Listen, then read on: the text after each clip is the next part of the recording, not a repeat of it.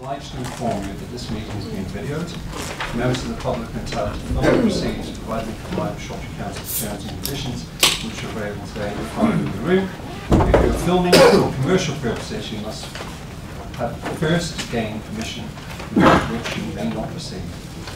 Any member of the public who has any concerns should raise them now. I'm always looking forward to somebody having a concern, but you never do. Apologies for absence. I have none. No. Interests? The minutes of the meeting of the 15th of October. Somebody like to move? Move. Second? Okay, all in favour? Public questions? None. Matters referred to scrutiny? Council? None. Now, before I go on to item 6, item 14 on the agenda, I'm going to move up the agenda to follow item 7 to help accommodate someone who's going to leave us. For a very good reason, I would say, George. So, item 6, report to scrutiny committees. Scrutiny Chair, Martin Bennett. Task and Finish Chair, Dean Carroll.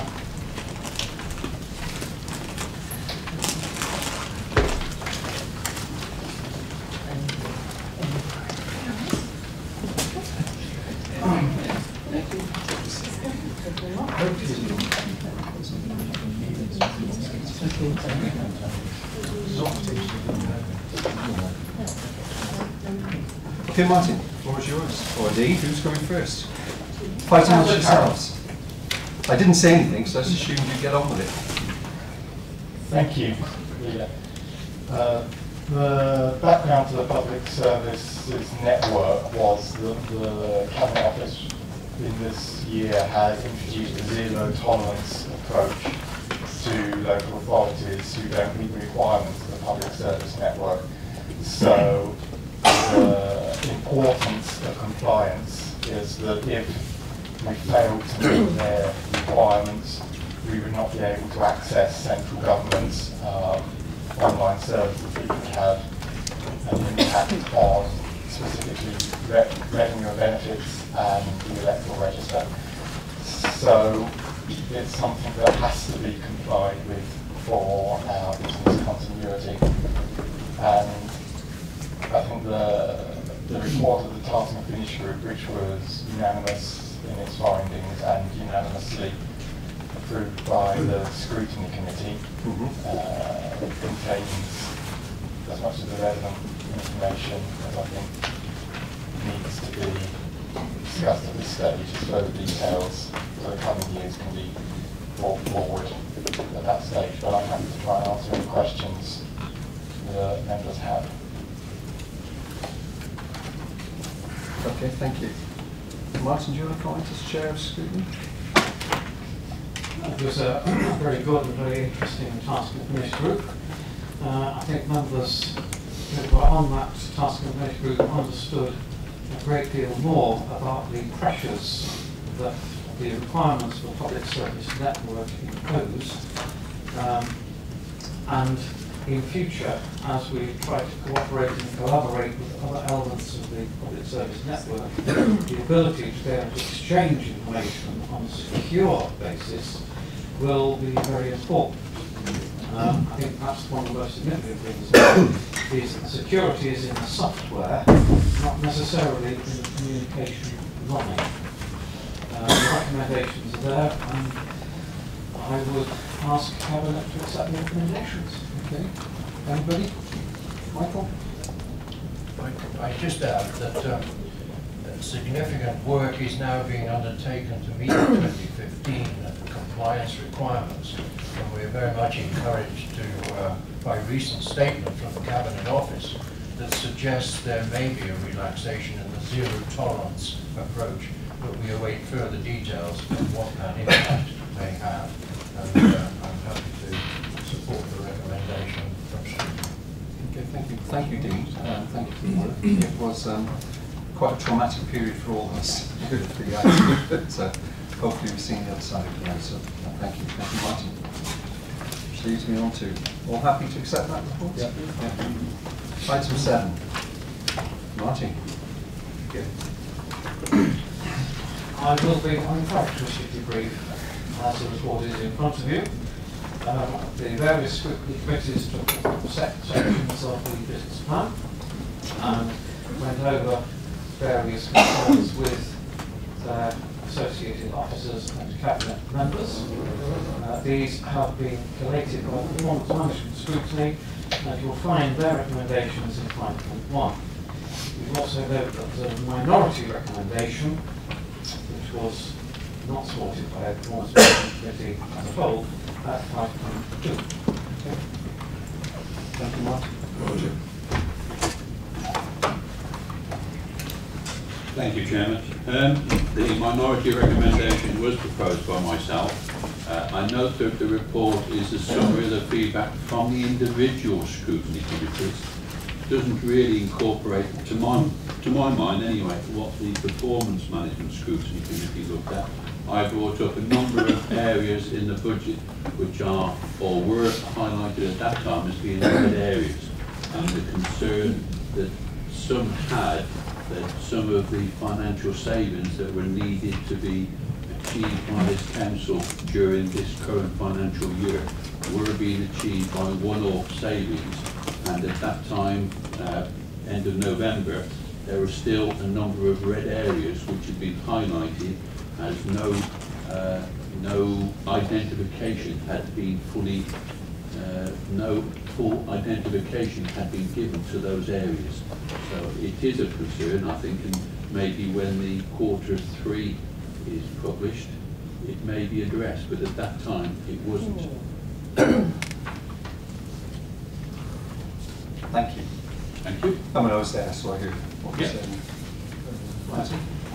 Yes, just in answer to that, I think basically paragraph 5.1 is the summary that I gave at the end of the meeting, which was generally agreed by the members.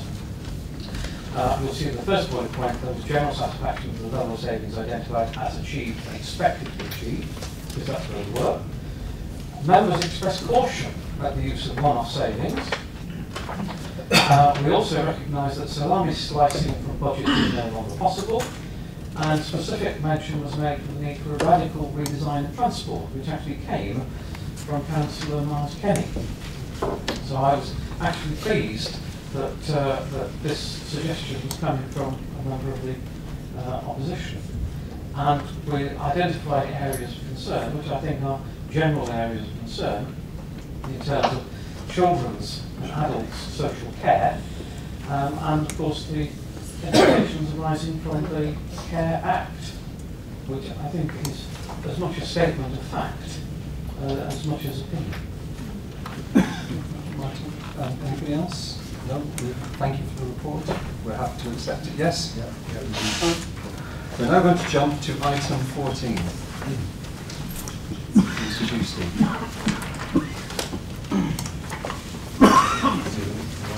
I'm sorry, it's yours, Ken. In fact, it's probably mine and Anne's. I'm just reading put in front of me. I'm well trained by now. It's taken 5 years. Claire's got me knocked in some sort of shape by then. Haven't you? If I comment on the part related to LJC boundary changes that LJC will specifically, and can obviously talk about the student activities That sounds specifically too. perfect. If we remember back in 2009, we started the inventory with 28 local joint committees, and it was very much part of where we came from. They've evolved and rolled on over time, and there are some changes now proposed to the geographical areas of the LJCs in order to better align them to the place plan areas and to better reflect the available staffing and support resources, and also reduced in line with everything, many other things we do, given the reduction in our funding levels. The decision on the changes will be considered at the December Council, referred there by Cabinet, and it is proposed to recommend that any further changes to boundaries over and above what's proposed here are delegated to the Chief Executive in consultation with the relevant portfolio holder. We are aware, I think, already, following on a paper in April 2013, that we want locality commissioning to move into the fore more than ever. And local joint committees will be considered again in terms of their commissioning role, or their ability to influence commissioning decisions, rather, should we say, at a later date. The first area, though, that's been considered is the commissioning of youth activities. So if I hand over to Anne to talk about that here, because both items are within this report and recommendation. So if I hand over to Anne. Thank you for that.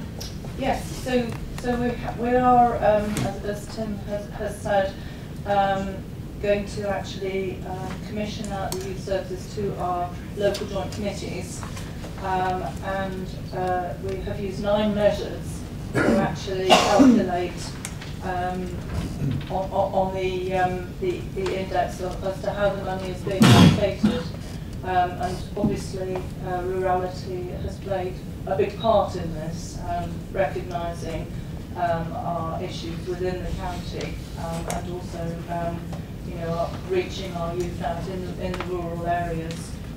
That is obviously a priority. So as you'll see in the pack, we have the actual calculations and the allocations to each of the areas. And this will come into being in April next year. So the local joint committees are meeting and looking at priorities at the moment, very much designing the service to their particular areas, and the most important really is involving the young people in the areas, the particular local joint committee areas, to recognise their priorities and their needs within that area. Okay, thank you. You're happy with that? Yeah, thank you. Oh, Madge, go on. Because it's you. Oh, that's very kind. It was Roger, wasn't it? In my usual brief. All I ask is, in this designing of this local commissioning, that for someone who gets 1,500, which I have, or 3,000, which we have, I beg you, please don't make it so bureaucratic that our volunteers cannot find the way. So I just want to make that point really, really, really firmly. But you'll be pleased to know we completely agree. Yeah, that's the priority. You can go on, George. Western says it's time to make micro-financial strategy.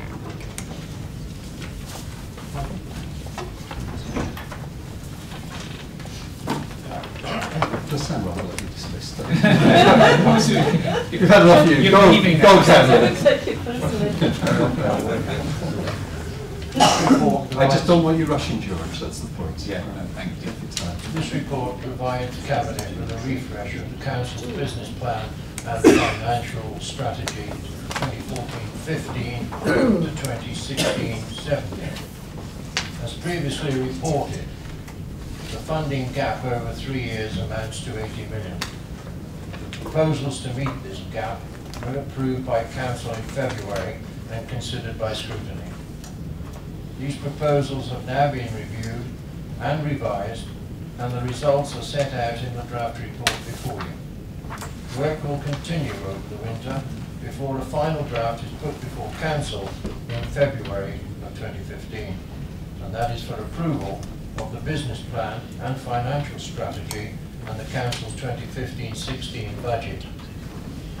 Table 3 of the report identifies the revised savings targets for 2015-16 and that of 2016-17 financial years. Details of the proposals to achieve these are presented in the usual format within the business plan and financial strategy attached at Appendix 1. Leader, I move the recommendations to A, B and C. Okay, seconded. Roger, indicated, and then Alan. Yes, Chairman. I think Manager's visitor wishes to speak as well. Whether Manager you want to Well, I'm sitting here for Pauline as the independent group. Well, you go first, Roger. You indicated first, and Okay, Alan, then well, Madge. Thank you, Chairman. I note that this was only published yesterday, late on, so it's the time involved in looking at it has been limited. But I must admit I was attracted to recommendation C, as you would imagine. And that to me is a fundamental change in it, especially as the Cabinet last November only agreed in a paper then to actually agree that the money given to parish and town councils for 2015-16 would be reduced by 13.2%. Here, it's going to be wiped out. There is a message from Brandon Lewis, passed on to council leaders just a few months ago, and I will quote from it. I made it clear that the government's intention was that part of the funding provided to local authorities in respect of the localised council tax support should be passed down to parish and town councils. If an authority does insist on not passing down funding, I would expect the authority to justify to their council taxpayers as to the reasons why. This appeared yesterday lunchtime. No letters, no consultation, nothing at all to parish and town councils. I'm involved with 3 parish councils, and I may have to make a declaration of interest as I'm in management control there. Their budget is now smashed to smithereens by this, because it was, they got £2,000 and £4,000, which may not be a lot to this council.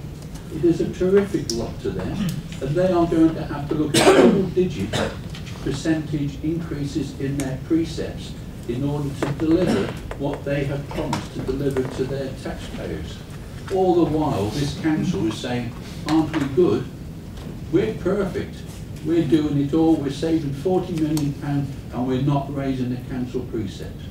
No, it's being passed to the parish and town councils. But if I can go on also onto the updated business plan here, and again, it only appeared yesterday, quite late.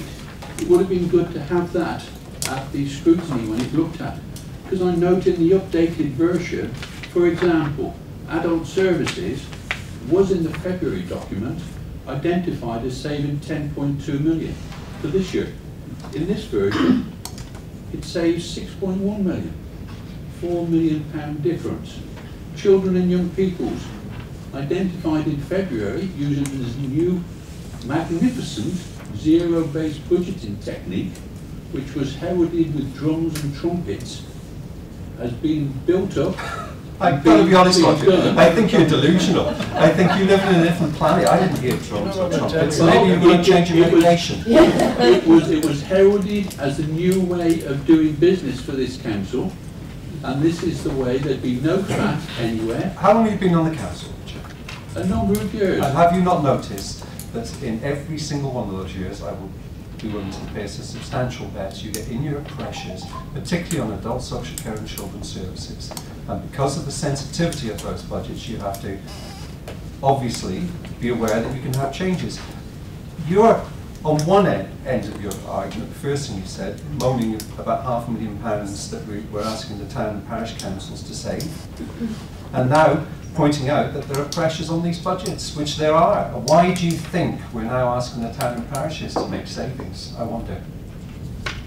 But Chairman, the money for town and parish councils is not this council's. The council, it's government's money, public taxpayers' money, which this council was asked to pass on to parish and town councils. They are just being asked to passport it through. This council, and I would use it in other contexts, this council is pinching parish and town council money. Well, the first point, I mean, that's a sort of words you say. The press aren't even here, Roger. But I know they're not, but I'm sure you use it in your press statement to them. This is a document that's out of consultation. You've got every right to contribute your reasons why we shouldn't do it. But what I would ask you to do is find out where the £500,000 is going to come from. Everyone, we all read and heard the autumn statement. Labour have been very quiet, and I think Labour have been very quiet because I think they're going to do the same. If you think things are tough now, mark my words, they're going to get a lot more difficult in the coming years, whoever wins the election. That's an absolute fact. The miracle is, by the end of this financial year, we will save the thick end of £120 million with minimal effect on public services. Going forward, it's going to be much, much more difficult. And I think the £500,000 roughly we're talking about for town and parish councils, we're asking them to contribute because of the pressures we're getting, particularly on the two budgets that everyone, including you, I'm sure, would agree are the ones we have to be most cautious about. You know, the fact that pressures are building is nothing that we as an administration have done, it's just a fact of life and we've got to deal with it. Now, you can't have your cake and eat it. The difficult decisions have got to be made, and it'd be great if the opposition could come up with some. My last comment, Chairman, is I did put my hand up to speak under the previous item to do with LJCs. Is that I'm this sorry, is being we done? moved on from the previous item. Yeah, I know, and I didn't I missed push you, it. otherwise I But this is being done while Shropshire Council is asking LJCs and parish and town councils to take on extra things about like youth and things Right, like this. what And I do have concerns. Perhaps you could tell me what we are asking town and parish councils to take on. You. What are we asking them? What have they done so far? Now, I think town and parish councils are great. One of the favourite councils I've town council. Hanwood Parish Council is now employing a youth officer. Ford Parish Council is now employing a youth officer because Shropshire Council will not be able to do That's it. their choice. I think what would make more sense is to They see what feel that happens. youth is quite important, Chairman. Well, so do we, Roger. And do you know 2/3 of youth provision across Shropshire is done by other people other than the council. So our part's only 1/3. And I'll tell you something, Roger. We're not, hopefully, Osprey Town Council won't be doing that because the money that we get in the LJC to deliver it, we will get better provision for young people for less money. Most of the money that went into Oswestry went on salaries, not on actual youth provision. Last year, for £3,000, well, not pounds, for less than £3,000, we had a whole series of activities in Kyglass Park. And do you know how we did that? We involved the young people in the town and asked them what they wanted. And for a fraction of the amount of the money that the council spends, we got much better outcomes. Young people have got things they can put on their CVs, because not only did they come up with the ideas, they had the implementation. So if you choose, and your parish council chooses to spend money on youth provision before you see what actually happens, that's your business. But I can give you loads of examples, which I don't really want to, where town and parish councils don't seem to be making any cutbacks. If I can quote the South West Shropshire, the LJC that covers there 180 square miles, they're getting £3,000. Yes, And what one can do with that without getting money from parish and town councils, even looking at volunteers and using that. I'll give you a few tips then. But what else we've done is we're going to local businesses to support what we're doing for young people. And actually, you'd be surprised. You just asked a firm of accounts give £300 to provide, buy some software for delivering a local digital radio station. You know, there are other ways from doing it without just going simply, time and time again, to the public purse. But we're going away from the point here. You know, you want to give a list of what they're, and I dispute your list, I think that's nonsense. That I could equally provide a list of things that town and parish houses, particularly town councils, where money's being spent, substantial sums of money being spent on things that, quite frankly, would be saved with no pain for everyone. And what I'm telling you is the future is looking very, very dark. And everybody needs to understand across the county that there are very difficult times to come. And it's no good moaning if things are going to stop happening, because that's what's going to have to happen. Last comment, Chairman. Yeah, I understand it's could get worse, but it's going to be problematic to all councils. What this, though, shows to me is the lack of connectivity with parish and town councils, the discussion in a partnership basis. This is just handing it over to them with no notice, this late in their Well, current as I said to you before, administrative year. this is out for consultation. Hopefully you'll come forward with some great idea that we can all back where you're going to find £500,000 from. I'm sure you'll do that. Alan, and then Madge. Sorry, just the order I saw on Madge. A couple of questions I want to say. On page 47, you explain that you're going to renegotiate the contract and say something like £8 or £9 million as a consequence. I presume that most of those contracts will be with the voluntary sector. I also declare an interest in that I'm the chairman of a small charity, also Foundation, who has already suffered substantial cuts in grants and support given by the government. So could somebody just elucidate a little bit more about who is going to be targeted, or what area is going to be targeted in that 900,000 next year and £7.4 million the year after. Okay, we'll pick that up in a minute. Anything else? I also note that something like £9 million is going to be saved through what's euphemistically described as developing a workforce that fits. Basically means staff down the road, obviously. And it's claimed that this will be found from voluntary redundancies, and it's pretty much entirely in the next year. To what extent is this going to be the case? How many additional staff? We can see from the performance thing we're going to look at later, where staff have been eroded in numbers. Are you quite certain that this will be voluntary, or do you imagine that there will be significant compulsory redundancies in trying to? Well, I can answer that question. Originally, you will remember, no doubt, that we said we envisaged 1,400 jobs would have to go across the authority. Thus far, and this is round figures, about 900 are left. That leaves a shortfall of jobs, which we are now looking at. Ideally, in an ideal world, Alan, it would be by voluntary redundancy methods. But once the jobs have been identified, we'll speak to the people and see where it goes. It's simple enough. Most of the money we spend goes on salaries. An awful lot of the money we go to spend on salaries. If you have to save money, then you've got to find it from somewhere. And again, I said the same to you as I said to Roger. It's all very well sniping, and I'm not saying you are. I think you're asking a reasonable question. But we have to find substantial sums of money, and it's not going to get any better after next May, in my judgment.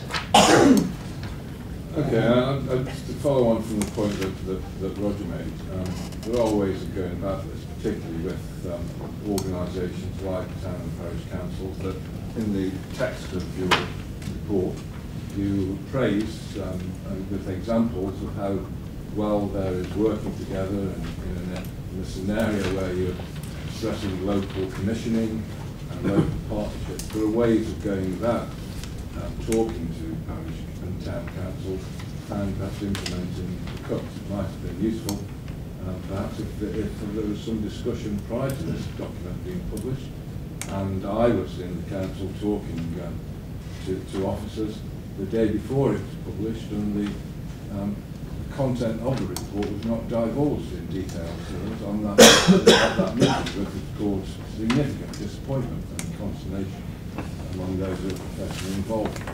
But it would have been, I think, kinder to town and parish councils if this had been introduced in an incremental way, if it had been not been all at once. Shrewsbury Town Council, for example, £75,000. Do you want to help you? Reduce, sorry? Do you want to help you find it? We don't need any help to find it, no, but clearly it would have been preferable to have that introduced incrementally. No, Given also that in Shrewsbury there is likely to be a withdrawal of the civic grant that was introduced on implementation executive that you're actually chairman of, may well be being withdrawn, and also given that the indication at a meeting the other day of further large amounts of money being withdrawn was also given without any details whatsoever. I accept your point. It would have been nice if we could have done it differently. This didn't come to Cabinet even in an informal way until very, very recently. Because, and this, as I said before, is a result of the pressures that we're finding, particularly in adult social care and children's services. Now, we know every year, every single year I can remember, these pressures come. But what we'd hope to do, Alan, is not have to do it. That's the truth of it. If this has been a long hatched plot to get money out of town and parish councils, we'd have probably entered discussions way before now. But truthfully, it hasn't been something that we particularly wanted to do. I'll go back to Alice Lee. Do you want to pick up the answer to Alan's first question? Yeah, thank you, Keith. I think it's interesting, and it does put into stark contrast the levels of pressures that we are facing when you see the number that is being highlighted around that renegotiating contracts. You know, we commission over £50 million worth of services, and that level of saving at £7.5 million for next period is the level of the challenge that we face. And so, whilst I completely accept, and there is clearly an issue around the timing of this announcement in relation to the town and parish council's funding. The reality of the situation is it's not getting any easier. I think, as far as your concerns around the voluntary sector and the way that we look to draw out those savings and those efficiencies, it isn't just the voluntary sector that we commission through these monies, but there are private providers in addition that we commission to provide support to the vulnerable people. But we will be looking and continue to look at working cooperatively with those organisations to seek those efficiencies.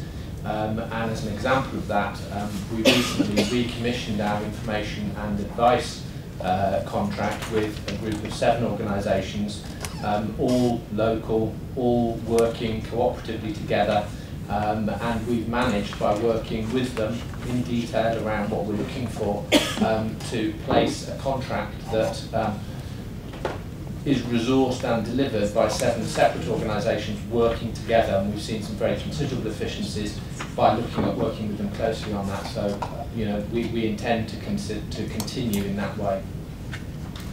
Okay, thank you. Just to go back to Roger, I think the point that you raised, which is skirted over, we are still delivering £5–6 million worth of savings in adult social care. And when you sort of compare that with the rest of Shropshire and Tarleton and Wrekin, where they've got £6 million overspend, I think it shows how phenomenally well we're doing. But it is an area that's always going to be one of pressure.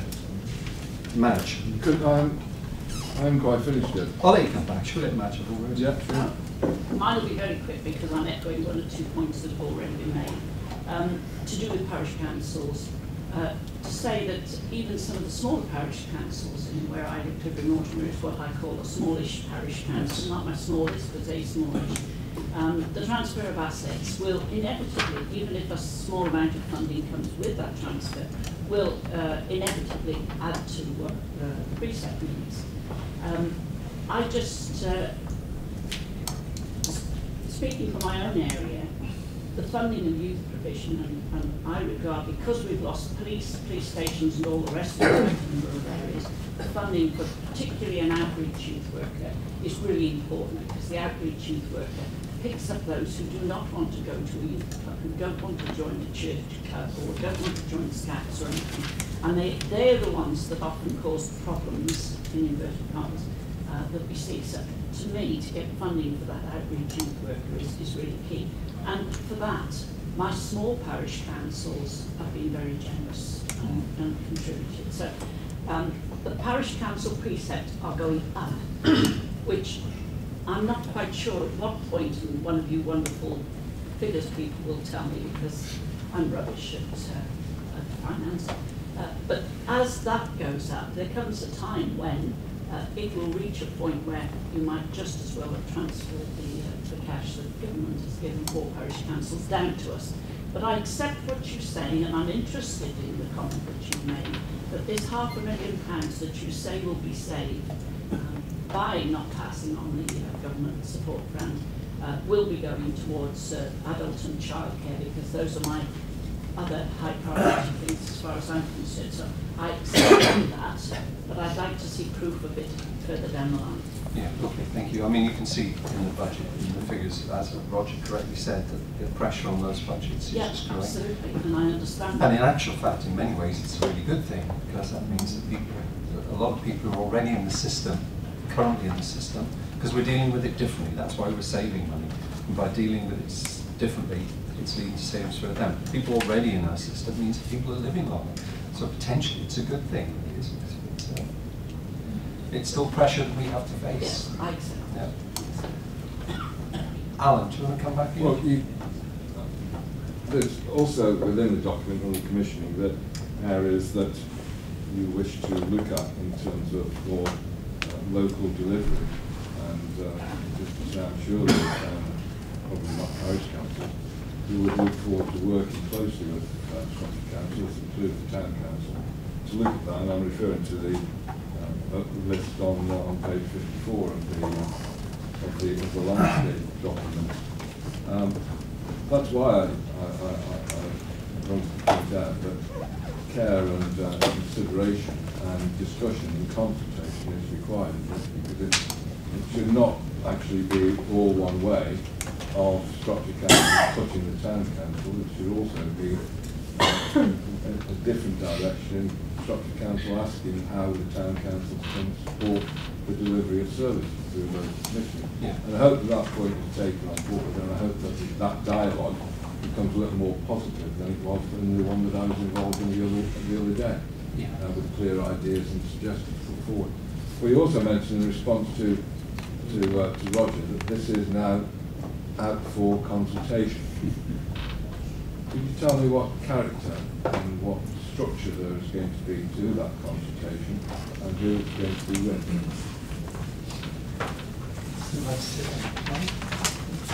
James, do you want to do it, or should we Claire? Well, we'll all have to go faster. We'll all have to go. Can I just, whilst you're talking about that, yes. Local commission, I think, is a good way forward, because I believe local people know local companies and everything, and I think we can get better value. And also, democratically, if people on the grassroots, local councils have more involvement in the decisions. So here's the thing, Alan, we're working through this. Do you want to come and get involved and join a working party to look at how we can do this and work with us to try and put something in place that will be acceptable across the board? We're still trying to work it through. We know the principle, we believe in the principle, as I'm sure you do. But if you want to get involved, let me know. Well, yes, subject to the terms of engagement. Okay. Well, shall we have a talk after the meeting? Yeah, I it's guess Christmas, let's be nice to each other.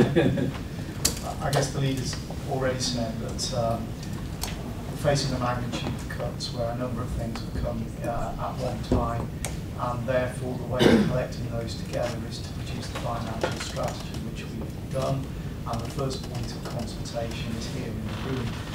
We've got some time to make adjustments, to listen to people, and where there are particular issues, and we're hearing some of them today, then to have specific consultations with the parties that are affected by those, and we expect those to go on from now until the final strategy is concluded, and we expect that to be in February, March. It doesn't have to be done until the end of the financial year, so there's a couple of months at least in order to have the right conversations around the right issues. So that's how I'd answer the question, and we see this as the beginning of the process, not something that now the ink is dry will necessarily be the case going forward. There's lots of discussions that we need to have with various parties as a result of this draft, and I emphasise the word, it is a draft financial plan. I mean, just to reiterate, I mean, I'm very brief in town and parish councils, and we would like to have not done this, to be truthful, but between a rock and a very hard place. But I can tell you, there's a town council, there's a council in Shropshire that's put £50,000 into their budget for grants. Very nice. But all the, adult social care, children's services, protection, grants. One council, all the councillors get £1,000 each spent on their own division. One council has a nice civic dinner every year, which is paid for, and no one pays for the tickets. Now, I'm not saying any of that's wrong. If you've got the money, I think it's absolutely fine. But if there isn't the money, I think it really is time for harsh decisions. Roger, you wanted to come back. Yes, Chairman, and it is a factual question that for 15-16, and this budget will be going to Council in February, but I noticed, for example, that in the first item on page 47, review and renegotiate contracts, and it was referred to a little bit by Lee. That first line, the original budget was 1.9 million. We're now going to save 900,000. But in 2015-16, it's expected to save 7.4 million. is that realistic, please? Because if it isn't, it's going to affect the budget for next year again. And I've highlighted around this table many times concerns about one-offs and reds that get hold of it to do it. But that figure there. Roger, I completely agree with you. But I don't know if I can. The chief executive said it very clearly. I've said it very clearly. It's, you know, what we really need to do as a group, you as a councillor, the same as me and everyone else, we need to start understanding that we've got to make some serious decisions going forward. The figures, I'll let Lee answer this, but we obviously believe that they are deliverable. One of the reasons why we wanted to build up our reserves, if you remember, because I said a lot of the figures in the budget we believe we can achieve, but what if we don't? And that's why I don't know what reserves now, 13 million. Isn't it a good job we built that into the budget and just let them away and spend them on things which we've had to cut out the following year? You know, you brought that, your budget, you wanted to use reserves for one-offs. You can be critical of us, but you wanted to do the same. And if we'd done that with reserves, we wouldn't be in a very good position now, and that's the truth of it. Do you want to comment, Lee? Yeah, happy to, Leader.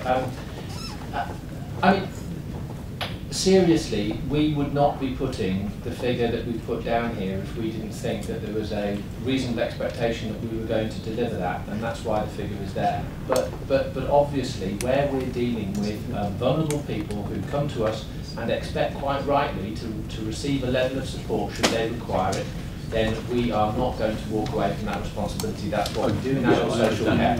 But you know, let me be clear, we are working constantly with the way we've reshaped and redesigned our service around making sure that we are as efficient and effective as we can be, and that we remain responsive to the increasing and varying demands on the service. And there is no question that our expectation is on delivering that saving, and we will continue to work extremely hard within the constraints that we've got and the emerging legislation that we face next year. Okay. If I can, Chairman, how that saving is to be achieved, it would be interesting to actually be involved and actually see how it is, because I think every councillor is concerned about the elderly and the vulnerable, trying to safeguard services. So it's understanding how that figure is going to be arrived at. I think every councillor would be interested in seeing that to be involved. That's a fair point. Yeah, certainly happy to work with councillors as part of scrutinising our approach. Don't see a problem with that at all. We welcome the opportunity to share ideas on that. Absolutely. If you've got a contribution to make and you've got some ideas, then absolutely we're here to listen. Thank you. Okay. Right, so I think we've covered everything. Everyone's had the opportunity. We all happy with the report? Yes. Thank you. Michael, you again. Item 9, Treasury Management.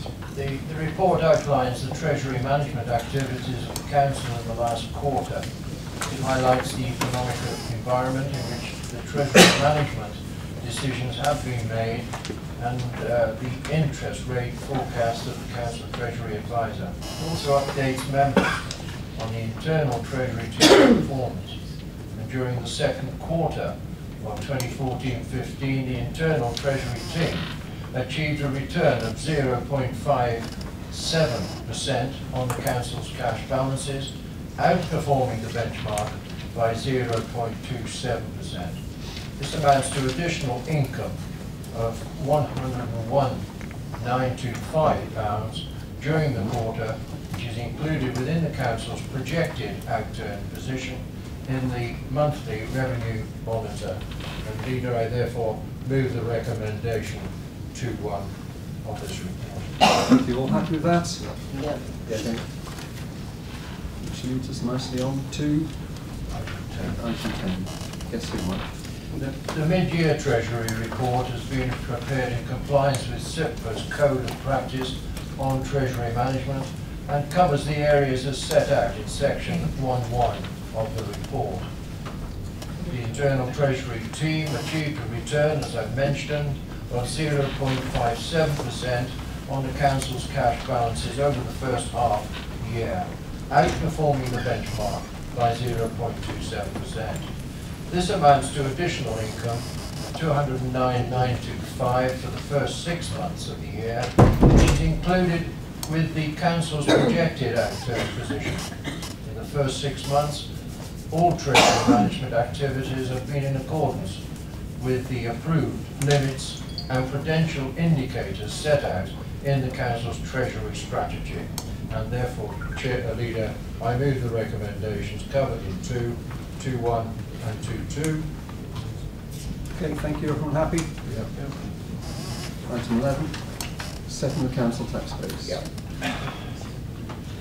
The report recommends for approval the council tax base for 2015-16 totaling 102,411.33 for a Band D equivalence as determined in accordance with the relevant legislation. The council tax base has a direct impact on the council tax that will be levied by the council for 2015-16. The report includes details of the council's discretionary council tax policies and the impact that each have on the council tax base. The report also includes the current council tax support policy and requests approval to some minor changes required to the scheme to reflect legislative changes. I move the recommendations contained in from 2.1 right the way through to 2.10. Okay, Roger.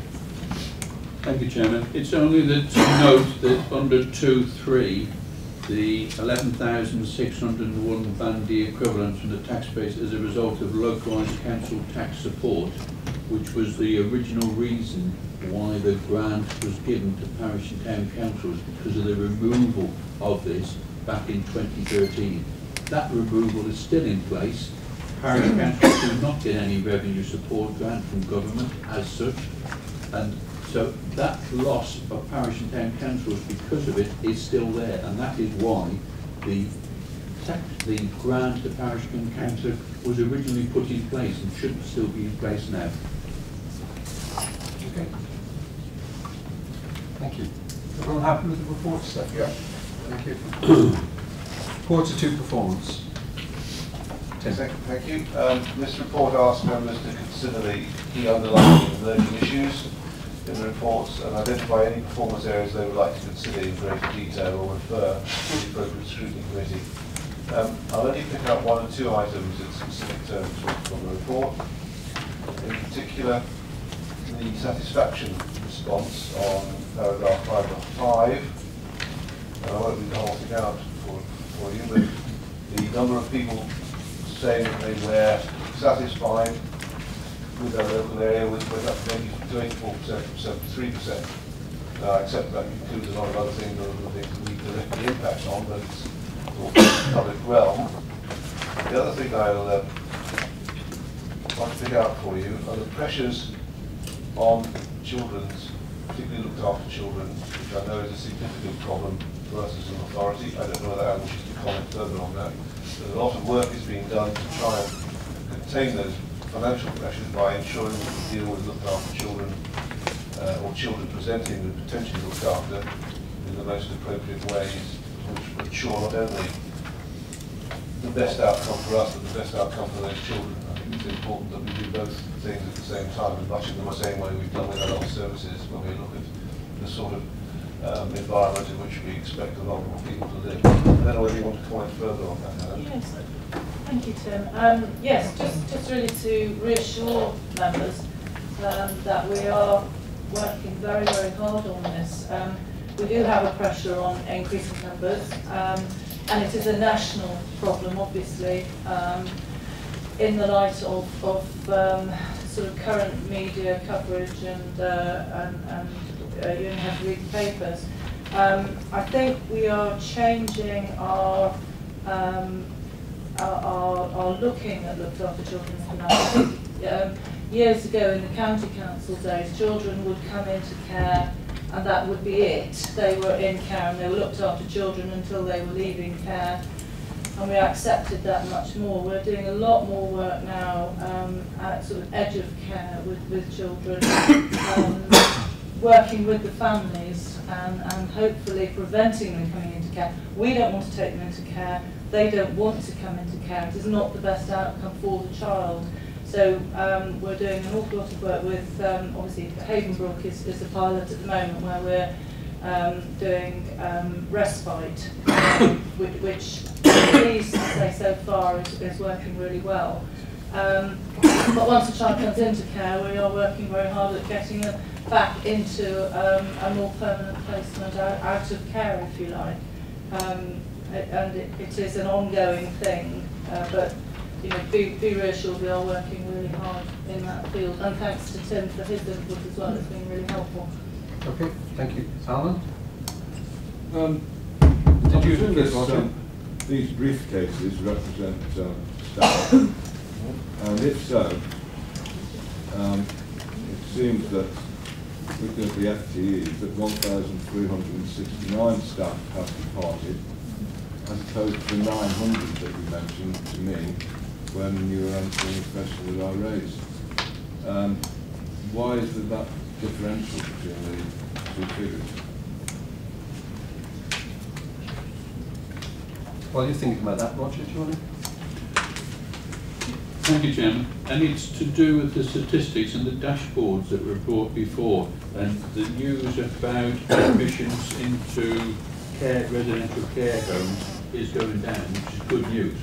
People are being able to live in the home. But in the dashboard, and this might be for Tim to take up elsewhere, is that it is concerned that the adult social care service users surveyed who had control over their daily life actually reduced by 10%.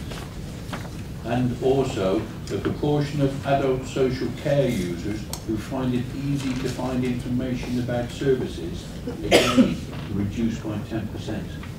Now, I hope that isn't reflected in here. I hope it's just an anomaly.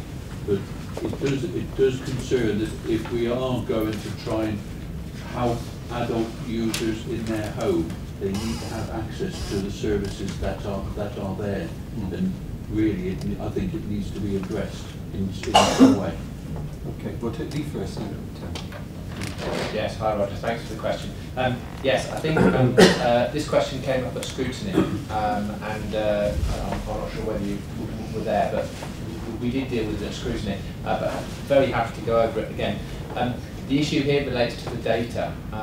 That this is old data because of the way that we get the information back through the ASCOF measures, so this isn't current. So the work that we're doing around our new operating model won't be reflected in those because the activity hasn't been captured within that. So we're looking forward to an update around that on the information. And the other aspect of the question, the second bit of the question again, sorry Roger. Through you, Chairman, this didn't come up, and that is the proportion of adult social care users who find it easy to find information. Sorry, yeah, the information and advice, yeah.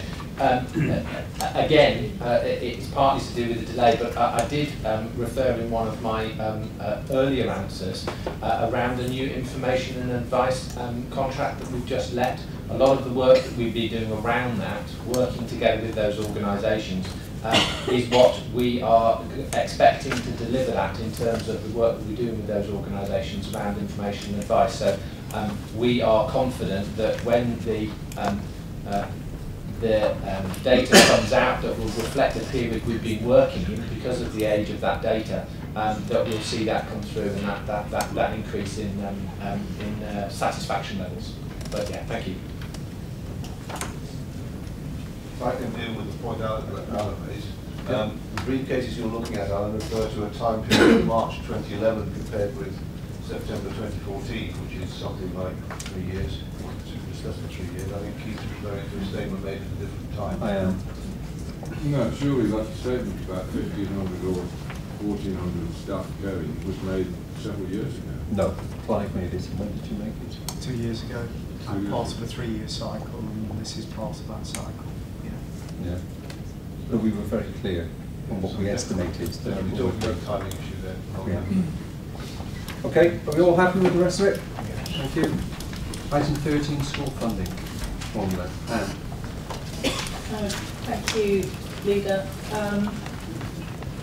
Could I just invite my deputy to come to the table? Nick has attended this meeting, and I'd like to thank him publicly for his input into this difficult subject. Nick has worked tirelessly on this. I think we're in a really good place, quite bucking the national trend in that we have a very good relationship with our forum. Bill, the chair from Forum, has actually been to Cabinet and talked to us, and similarly Keith, our leader, has been to the Forum and spoken to the Forum. So I think that has broken down a lot of barriers, and it's really helpful for the Forum and Cabinet to be talking and working together.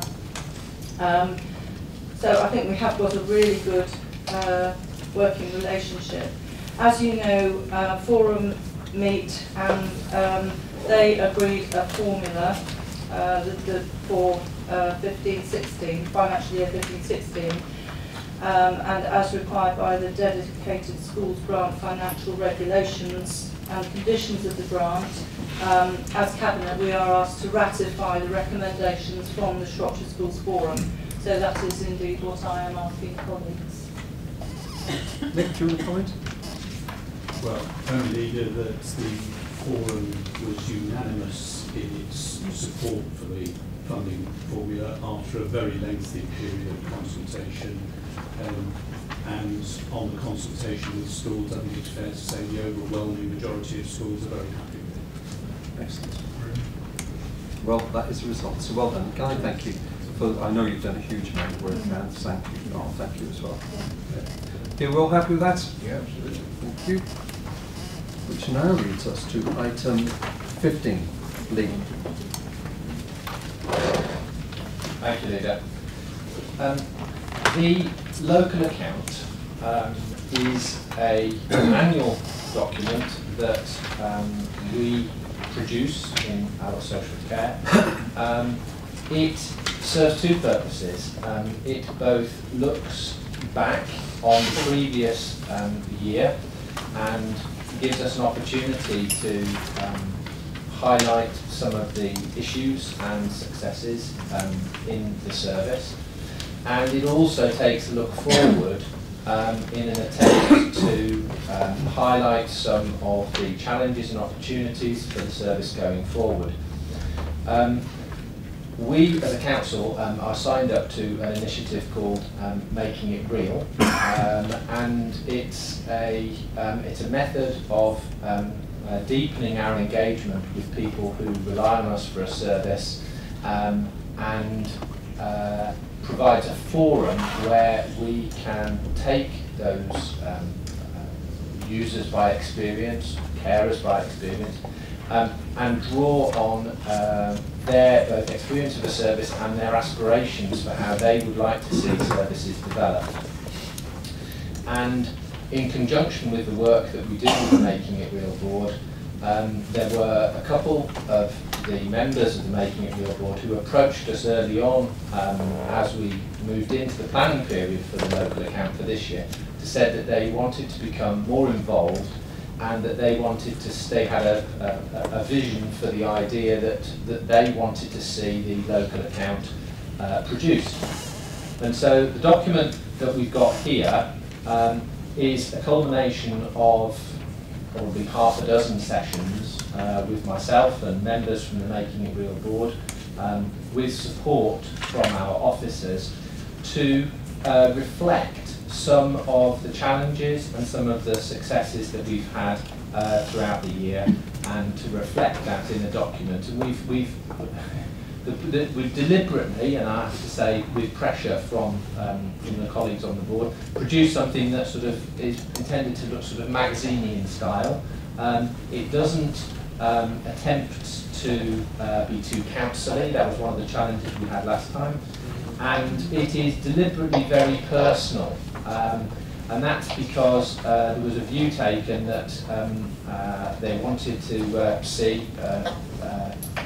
see real people featured, and for real people to be part of the story, because very much what we do is around supporting people and providing opportunities for people to support themselves. There's less on it with less number crunching, there's less stats than perhaps there might be in previous local accounts, but we think that with the links that it provides to further bedtime reading around some of the data and the information, we feel that this style highlights in the most appropriate fashion and concentrates on the people behind the work that we do.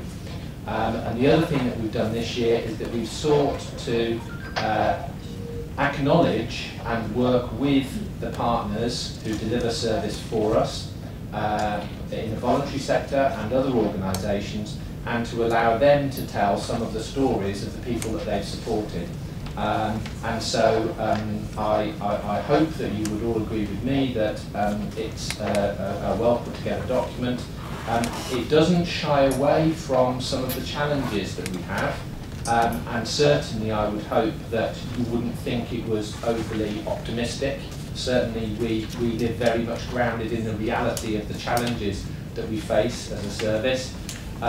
But it does emphasise some of the successes, and there are many, but also some of the challenges that we face with the moving landscape around new legislation coming in, and also the continued unpredictability of the demands on our service. So I would request that you note and approve the local account. Thank you.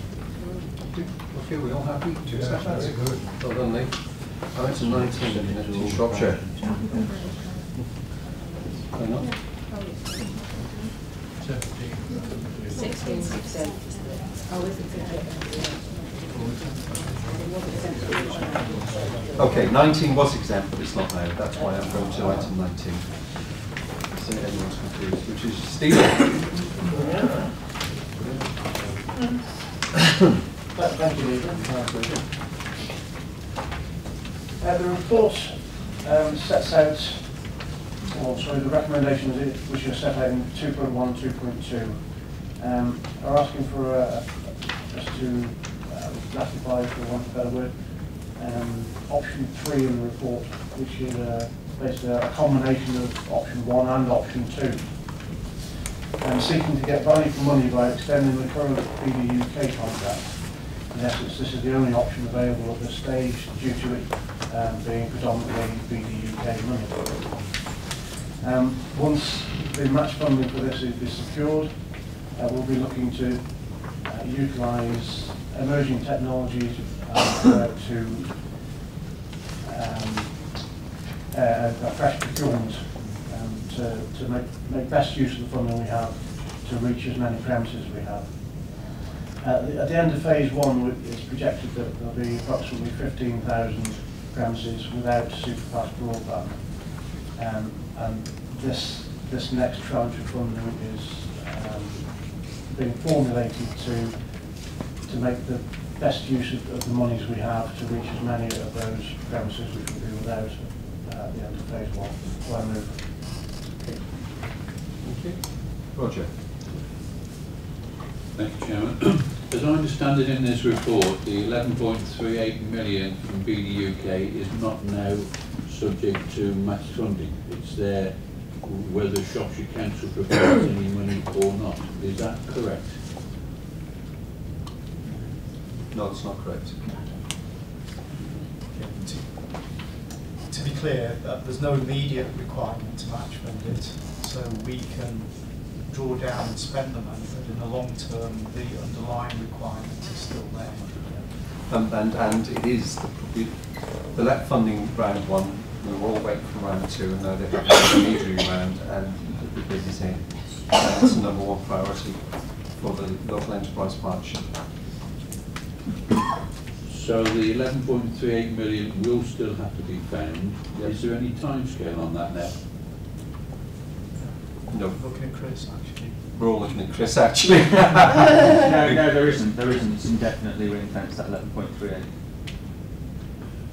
So how will that be shown in accounts to show that once we start spending it, it is a commitment, I assume, by this council, however it is done, or is it commitment or not? Because You can't I think the spend point money. is, Roger, I think we've had this conversation before. We bid for the money, we should get results of the bid very soon in the next few weeks. If not before Christmas, certainly very soon afterwards. And once we know how much money will be coming, any, hopefully substantial through the lab, and then I think we have to address it. So the bid's in, let's see what we get. Okay? Yeah. Match. Can I just ask, sorry, can I just ask, will this be treated then as a loan of which we will have to pay some form of interest? We haven't spent any Just- yet. No, I realise when you do draw down the facilities, which you inevitably are going to if you've got any sense, all I'm saying is however much you've drawn down that, will be treated as a loan, I or think- is it a debt on our account? I think I'll let James answer this, but I think the key point is, let's see where we are with the funding. Let's see how we manage to get that. If we don't get the funding, then we have to match funding from somewhere. I think that's when we'll start talking about where the money's going to come from. Okay, Because it's expected say we to borrowed start- the money, Madge, say we borrowed the money, there'd have to be somewhere in revenue how we're going to pay it back. Yep. But that decision hasn't been made yet. Is that fair? I'm quite precise. Yeah. No problem. Thank you. Okay, we'll have with that. Thank you. Thank you, Steve. Thank you, Chris. Would somebody move item 16? I'll move. Seconded? Yes.